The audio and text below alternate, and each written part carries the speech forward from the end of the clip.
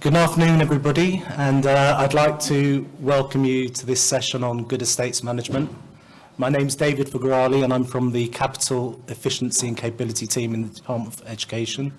So I just wanted to tell you a little bit about our team. So what we do is we aim to work in partnership with schools to support them to achieve the things they want to achieve with their estates, both in terms of skills, practices, and some of the challenges that they have to face. This is separate to funding and all those other issues, and what we're trying to do is support schools to build the practices and skills and competencies that they need and the understanding they need to do this job really well.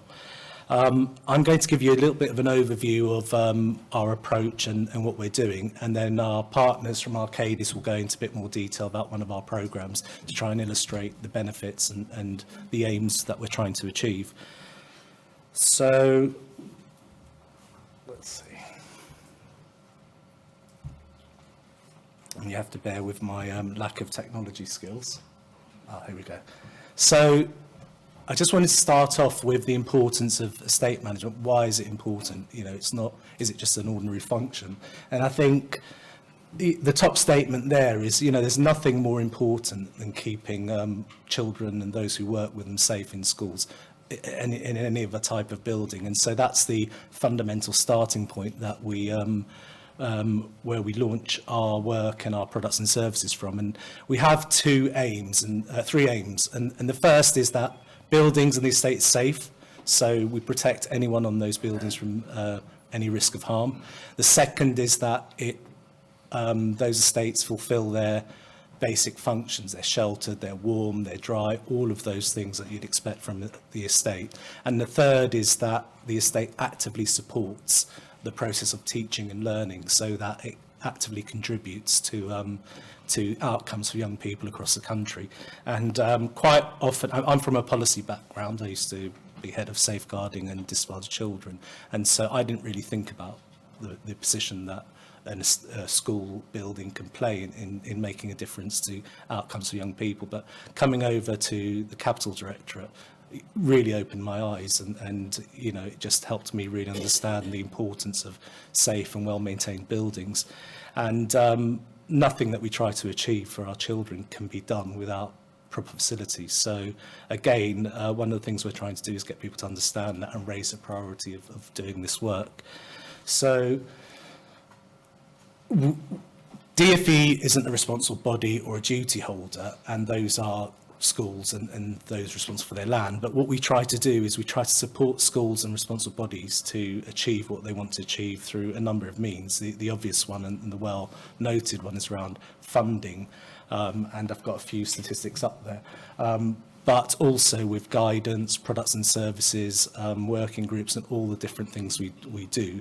And we also work with representative bodies, the school unions, with the trust network, who are set up by trusts for trusts to help them improve their estates management. And really anyone who wants to join us in our mission to try and build safer and well-maintained buildings across the country. So engaging with the sector and working in close partnership with them and producing things that they actually want and need, and getting rid of stuff that they don't, it's really important for us to work closely with everyone in the estate. Now, as many of you will know, there's 22,000 schools with around 65,000 blocks. So it's a large, and these blocks are varied. Some of them were post-war build, some of them are modern. So it's a very large and complex area of work, and with large and complex problems. I won't repeat some of the messages that you probably already heard today about funding and the rebuilding programme, but just to say that aside from those key areas, we're going to talk a bit more about the other types of support that the department offers for schools and responsible bodies. So in our team, we try to visualise the problem we're trying to solve in 4 pillars. So the first and obvious one is the condition of the school building, the type of building, whether it's a system build, whether it contains hazards such as asbestos, all of those sorts of things. And we've got a great programme that has a series of visual inspections, as you'll be aware. The CDC programme. That tells us quite a lot about what's going on with buildings and the types that we have. And then if I come to this end, well, you know, we're not doing all this stuff in a vacuum. So as we know from the last year or so, rising inflation, energy costs and other issues such as those, staff costs, have a real impact on what schools can achieve. So we're quite keen to understand those, and we've got colleagues across the department that are looking at what more they can do to support schools in these challenging times. So our work mainly falls in the middle two columns. The second column is policy and practices, and most of you will know this as GEMS. So these are the sorts of things and processes you have in place in schools to help manage the estate really well and keep it safe. And how we produce GEMS is through working through people who are experts in this area, such as Arcadis, and also through school estates managers themselves. And it's with all our products and services, it's a joint collaboration. So we go out to schools, we have working groups, we have the trust network, we have industry specialists and others help us design something that's really fit for purpose. And if schools say, look, I'm struggling with X, then what we do is we try and write a new chapter or a new paragraph, try and help them. So it's all about what is the best practice out there for things that you want to do and things that you find challenging. The third column is capability, and you would have heard this morning from our minister that we've just launched the competency framework for good estates management, and that's more about the people. What sorts of people and skills do you have in the right places? And that came about because quite a few schools were asking us, were telling us, look, we're not estates managers, we don't know what is the minimum level of knowledge or skills that we need for different strata within managing the estate, from the strategic board level to people who aren't themselves estates managers but have to deal with issues. So this is so our product, which is great, and again it was developed in collaboration with schools and with other organisations to make sure it's actually fit for purpose. And again, as with all of our products, if it's helping, tell us. If it's not, tell us too. And if there's anything that's missing, also tell us, so that we can continue to develop this as something that actually works for you and makes a difference for you. This is part of our new professionalisation and skills strand. So we're looking at what else we can do in that arena, including getting access to training. And we're speaking to some organisations about whether we can get access to free online training and other things to try and support schools to readily access the skills and knowledge they need as individuals who are responsible for these areas. So that's what the capability strand is all about. So, and then these are just an example of some of our products and services that we offer. And so you'll probably be quite familiar with GEMS. The Estate Management Competency Framework was launched this morning, and the Managing Asbestos in Schools. What we try to do with that guidance is to respond to where schools are saying they weren't clear about the legislation or the HSE guidance, to try and develop that even further in areas that they struggled with. And one of the newest chapters in there was on the duty holder, a bit more clarity on the duty holder. And again, if there's anything else that you struggle with or need more clarity on, we're more than happy to add more explanations and more resources into that. And so finally on that list is the Capital Advisors Programme. Now this is where we have, and there's really important principles in the Capital Advisors Programme. And the first thing is we have to have experienced advisors. So for us, our partner is Arcadis on this, but there's no point sending someone out who doesn't really know their job well, who hasn't delivered this in an educational context. So it's really important that we've got experienced and qualified advisors that go out there. Second is that we've got the best practice we can get access to, which we have articulated in GEMS, and so the Capital Advisor will use GEMS to support schools in improving their estates management. And the third and really the most important principle for us is that we're not going out there to tell schools what they already know. We're not going out there to give schools a hard time or to judge them. We're going out there as coaches and partners to help them address things that they're worried about and improve generally. So genuinely, we want to go out there and create a partnership with all schools that we go out in and help them get to a position that they want to be. Having said that, if there's some serious issues, which we haven't come across yet, you know, we will have to intervene as representatives of government. But, you know, thus far, it's all confidential. We don't produce a list. We don't name and shame. We don't judge any schools. All we're out there to do is help schools become better at keeping their buildings safe and managing their estates. So I will hand over to my colleagues from Arcadis, who will go into a bit more detail about the Capital Advisors Programme and what it's meant for schools. And we will have a question and answer session at the end of this.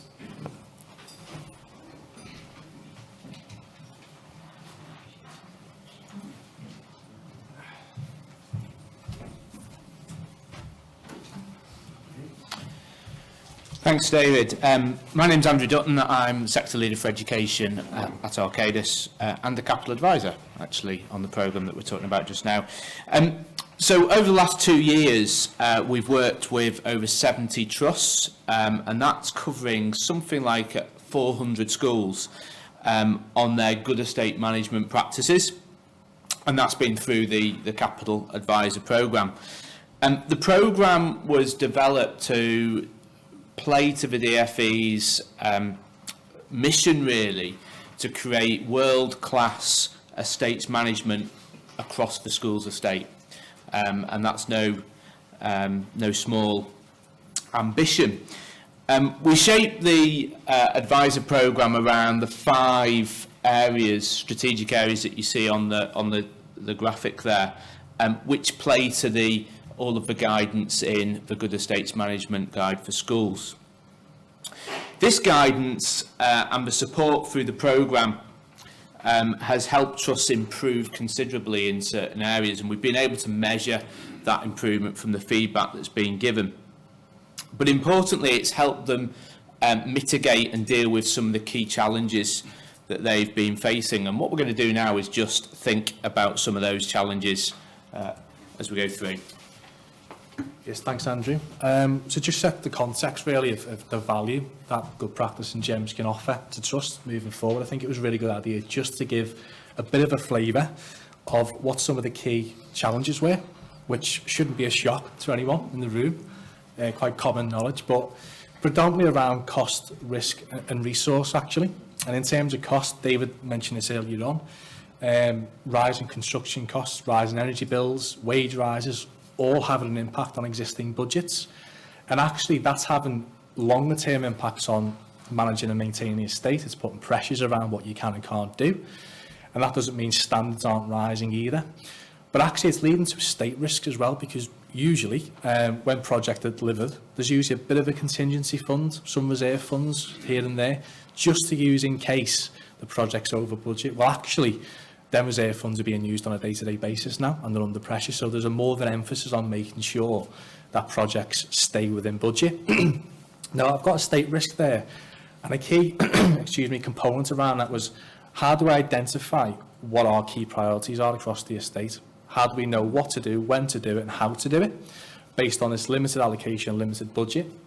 Once we've understood this long list, which is always a long list, which ones do we decide are going to be priority, and how do we manage expectations? So if you've got 15 different projects that are all key priorities across your estate, you could only afford 4. Well, which 4 are you going to focus on, and how are you going to demonstrate that? So GEMS can really support that. We'll enter a bit of detail on that as well. And from a resource perspective, Andrew? Yeah, in terms of resource, what about the capability that we've got in place? What about the training that is needed to support what needs to be delivered, to support the areas of improvement? And then how you can then set up an estates management practice that actually saves you time, is more efficient, and delivers what is needed. So these challenges have got some real importance, and we're just going to move on to some of the good practice just now. Yeah, so just setting the scene around GEMS, and where would you start to start adopting these good practices, to start addressing these challenges, but actually flourish as well, start making improvements across the estate. I'm just going to start off with section 1, which is actually developing a strategic estate management approach. And we can see 3 key areas of that. And that starts off with developing an estate vision. And ultimately what that means is, what do we want to achieve as a trust and actually aligning your estate vision with your education vision. So if your education vision says we want to provide a collaborative environment for our pupils and staff, well, actually, your estate vision provides the facilities, the buildings and everything, so they should really align with each other. And sitting underneath your estate vision is your estate strategy, and ultimately this is your guide around where you are now and where you want to be moving forward. And that will most importantly ensure that everybody's aware of what we want to do across the estate and everyone's moving in the same direction. It's always important to make sure everyone's moving in the same direction to be successful. And then sitting underneath that again is the asset management plan, and that's the real detail of where we're going to invest, how we're going to invest and what we're going to invest in. And the asset management plan fundamentally requires a good level of data to support that. Now, some of the benefits of the asset management plan will be discussed further down the presentation, but yeah, in terms of data, Andrew? Data clearly is key. I mean, we often talk about condition data, suitability data, sufficiency data, but actually there's more to it than that, I suppose, and we could spend a lot of time talking about data. But having data in common formats, having it all accessible, having it so that it can be used in a consolidated way to support decision making across the estate is really key. It's important for primarily three reasons. One, to identify the areas of focus, and that might be risk, it might be condition need, it might be future strategy and plans to support educational need. Reduce risk of failure, to keep buildings open and keep heating systems going, roofs not leaking so that the curriculum can continue, and to seek value for money at all times, at all decision points, to have that assurance around value for money. Prioritising data is key. So if you've got gaps in your data, you need to fill those gaps, but actually there'll be priorities around that because data requires investment at times. Now, we would often start with the condition data and then use that to make priority decisions. Once you've got the data and it's up to date, it's consistent, and it can then be used to make those decisions that you need to prioritise, plan, and ultimately deliver, whether it be deliver projects or maintenance activities or compliance needs. That's where you can use your data. What about examples, James? Yeah, I think just building into that in terms of some of the key examples that have in the asset management plan in place, well, actually, there's opportunity to save money, as Andrew mentioned then, but actually reduce risk across the estate. Because if you've got an idea of what you want to do across your estate, you can look at budget a bit earlier as opposed to that last minute, oh, where are we going to get the money from? But actually around, if you're developing a roofing project, you might go, actually, we've got 2 or 3 of these across the estate. What are the opportunities to bundle them into one project to reduce disruption or save some money? Otherwise, if it's quite a complex project, such as heating replacements, having that conversation with the school well in advance to go, what can we do and what can't we do? Can we do it in sections? Can we phase it? What would work? As opposed to having that conversation just before summer and then progressing on. So it enables that proactivity to be made, and especially around contractor availability, which is a challenge at the moment. I think given that your list of contractors, a bit of an inclination of what you're looking to do in the future will just allow you to have them conversations early and avoid any disruption. I'll just jump onto the next section, which is around performance management and sustainability, something which is more and more pertinent. And this is actually split into 2 key areas to simplify this. We can see our energy and utilities monitoring. That's a day-to-day operation, so it's important to, do you understand what your buildings are operating like? What's the data? How much energy are they using? Benchmarking that, are there any opportunities to make improvements? Is high school A using twice as much as B if they're the same size? Well, why is that? Could be simple things like we've seen in the past where the heating wasn't switched off of a night. You know, what can we do about that? Simple steps, obviously. But actually moving away from that is around the more strategic stuff, which we'll all hear more about moving forward, about carbon plans and sustainability and strategies. And that's about getting the right data in place to make interventions to your buildings. So that's about heat decarbonisation plans, how's our buildings performing, what can we do in the future to improve that, and actually evidence the need for funding allocations to the public sector decarbonisation funds and many other things like that. You're going to need to have this level of data in place. Finally, before I keep on going on about this, there are opportunities to reduce energy and to reduce carbon through natural project delivery, roofs, windows, heating systems. So you could say, actually, we've got our priority list, but we're going to put our roof first because that'll save us some energy and it'll also address condition. So you can have that informed conversation at much earlier levels. I'll just move on to section 4 now. So what we've done here is we've kind of come full circle. We've set the strategy. We've got the data to understand what we need to do and when. We've built in that sustainability approach, and now it's about actually delivering the projects. And actually, this is where the real risks lie as well, because it's important to make sure that projects are delivered on time, to the right quality standards, but also on budget. And as we put up there, just because a project lands on budget at tender stage doesn't mean it will finish on budget. And especially with budgets being under so much scrutiny and being under pressure at the moment, it's vital to make sure that projects are effectively managed throughout to make sure budgets aren't put at risk. Any build on that one, Andrew? Or? Yeah, I suppose just in terms of the time element, it's around the planning. Have you effectively planned the projects or programmes? At a trust level, there'll be numerous projects that you've got to plan. What about the quality? Well, that's having the specialists available to write the specifications, able to ensure that contracts are in place to hold contractors to account and ultimately sign off the works and check that snagging is completed. And cost of the right contractual mechanisms in place to manage variations and deal with those so that actually best value for money is maintained throughout a project and a programme. And this is key because project delivery can often be the source of risk for trusts, particularly around cost and programme needs. Yeah, I think just to build on that as well, the GEMS has got a really useful document called the Estates Project Checklist, which is a really useful document actually just to navigate through projects. And what we've commonly seen out there is some projects are usually assessed on their cost as opposed to technicality. So if it's over £20,000, we tend to bring in support, but actually a £5,000 structural wall repair is a lot more complex than a £25,000 redecoration scheme. So it's important just to assess, do we actually need support on this, and taking it from there. Okay, so on to the section 5 around this. So we've set the strategy, we've got the data, we've built in sustainability, we've delivered projects. It's about handing over and maintaining the estate. And as we put up there, if you don't maintain things effectively, they tend to fail quicker and mostly unpredictably. So it's just vital to make sure that an effective maintenance plan is in place. Understand your basic compliance priorities.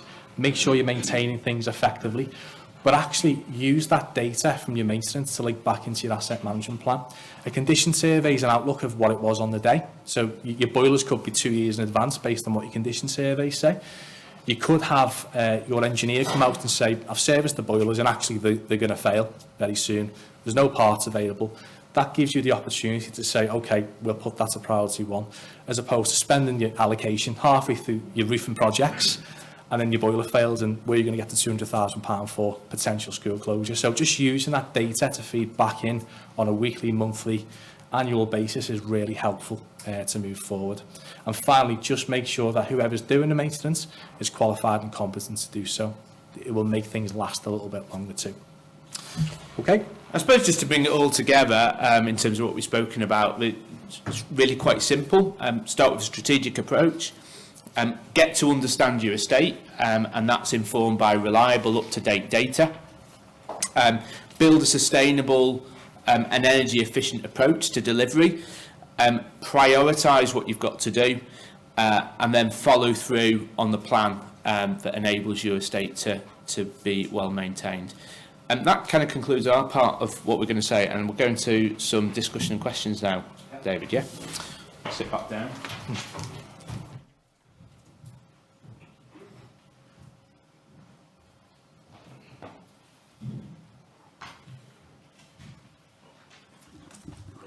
So I think this is working. Just wanted to open this up for questions, actually, given the time, if anyone on the floor would like to ask a question. Verity Bolton, COO of the Spring Partnership Trust. Can you advise, how do we access this Capital Advisor Programme? Is it open to everybody? Is it a sort of a request basis like an SRMA visit?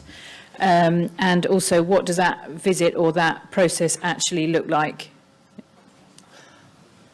Great question. So at the moment, we've got limited numbers, and where folks, for example, this year we just went out to 50 trusts based on a selection of criteria, because part of the initial, we're at the exploratory stage with CAP where we're trying to get trusts of different sizes, different regions, and in different with various issues. So the objectives of CAP is to support the trust that it visits and help improve their estates management, but it's also to build our knowledge and evidence base on what's going on out there so that we can feed that into broader projects.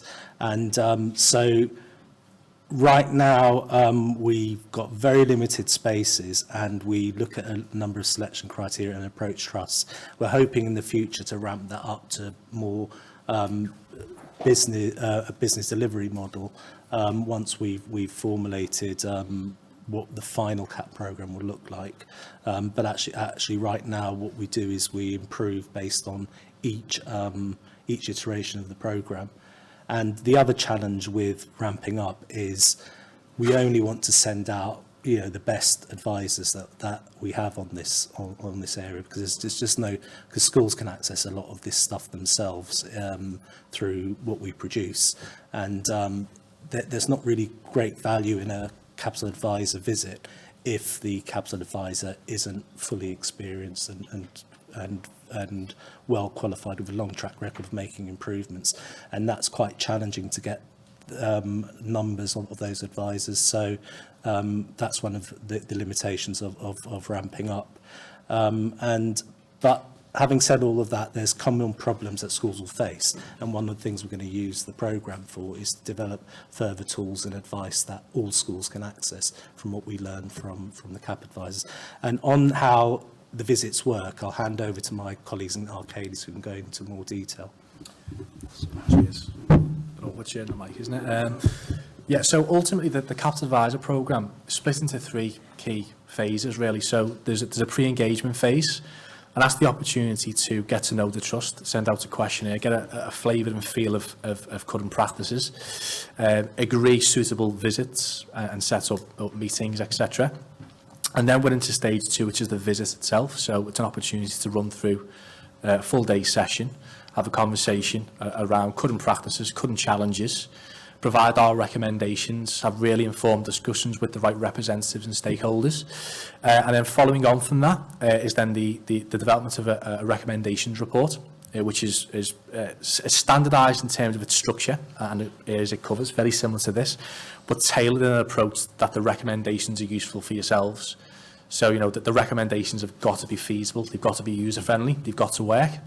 So it's a tailored approach, and at stage 3, we then issue the bespoke recommendations report for your trust. Hopefully that covers it. Yeah, and I suppose just to final build, trusts that want a capital advisor but are waiting in that sense. In the meantime, just make use of GEMS in the most effective way you can, and seek the professional advice that you need to fulfil everything in GEMS, because essentially GEMS and the guidance that's been added to it as a result of the programme is only going to keep helping trusts more and more. And I just wanted to take the opportunity to plug the Trust Network. So this is set up and run by trusts for trusts to support them with a lot of this stuff, and we work very closely with them, and we run our ideas and products and services past them, and they input into that. So if you're a trust, I would highly recommend that you join the Trust Network. It's free to join. It offers a lot of benefits, and those trusts that are involved in it right now are very experienced and very good at their job, and we go to them for advice with our products and services as well. So it's a resource that trust can also access.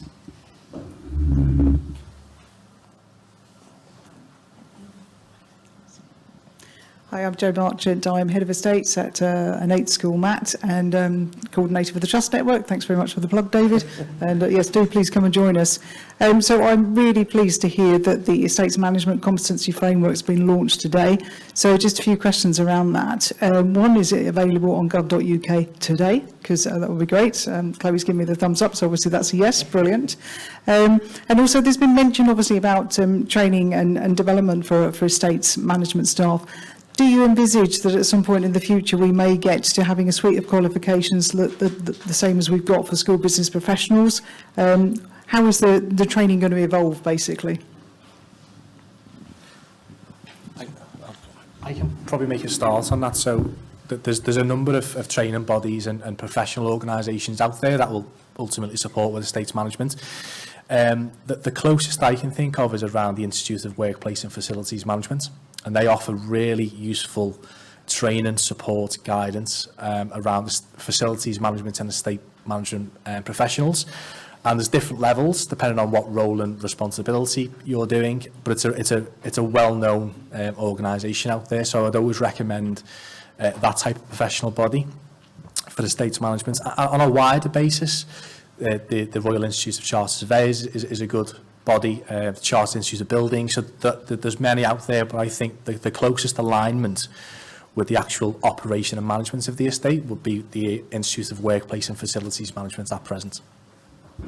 And sorry, I was just going to add to that, and probably estates professionals will lynch me.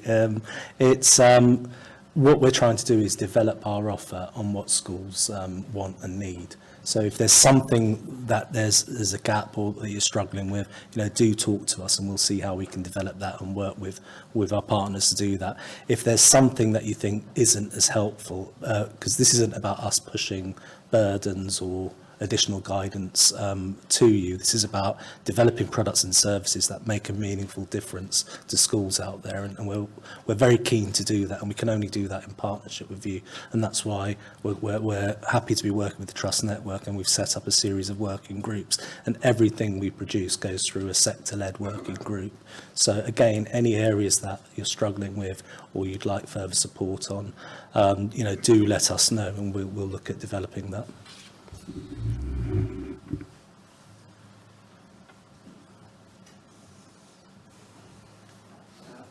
Matthew Smith, Special Needs School in Norfolk.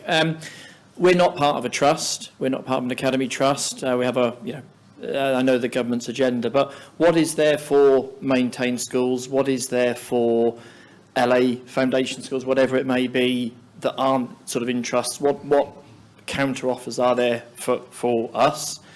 And also, sort of with my special and AP hat on, we have a significant estate. We have a 3-building estate, probably worth about 8-9 million compared to the 155 children that attend.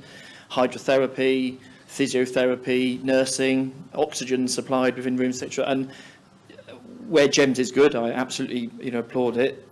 It doesn't feel like it really helps us in special when you have specialist facilities and in mainstream schools with swimming pools, for example.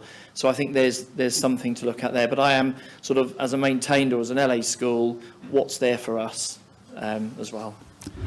Great. So we work with an organisation of LA building professionals called EBDOG, which I'm sure you're aware of, on the same basis as we work with the Trust Network. So we run things past them, we get their input, and we help design products and services targeted for maintained schools.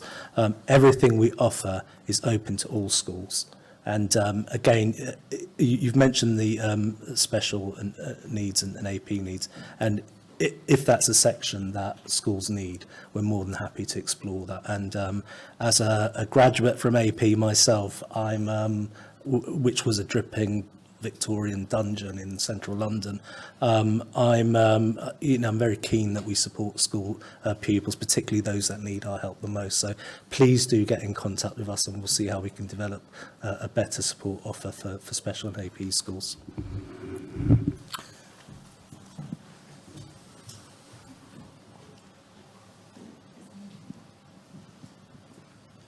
Hi, thank you so much for your time today. Brad Eggman, SPM from Emmanuel and St Andrews COB Primary. Really appreciative of the presentation today, particularly around GEMS and the framework that's come out and has been launched, as my colleague said today. Really grateful about your slide about understanding your estate and you know, Arcadis really emphasising about data and having that up-to-date data.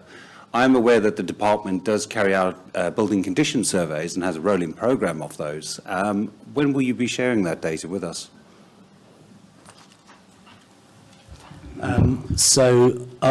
Is for the CDC programme, that data is shared with the schools that have been visited, and they get their individual report. As with any further condition surveys, that information will be shared with the school in question. And then at some point, once we've been able to amalgamate those for the whole estate, we normally publish it in aggregate, but each school gets it as we go along. I suppose just to build on that, in terms of condition data, CDC is a great data set, actually, very valuable to the DFE for their purposes. What GEMS does recommend, though, is that another level of detail is required when assessing data of across your estate. So it's always recommended that, yes, look at your CDC report, and it's a great start, but you just need that next level down, really, to be able to prioritise across your own estate. So we're being told to wrap this up. So is there any last burning question? If not, just to thank you for your time, and anything we learn from CAP, tools that we develop in it, we'll add into GEMS or some other form for all schools to access. Thank you very much for your time. Thank you.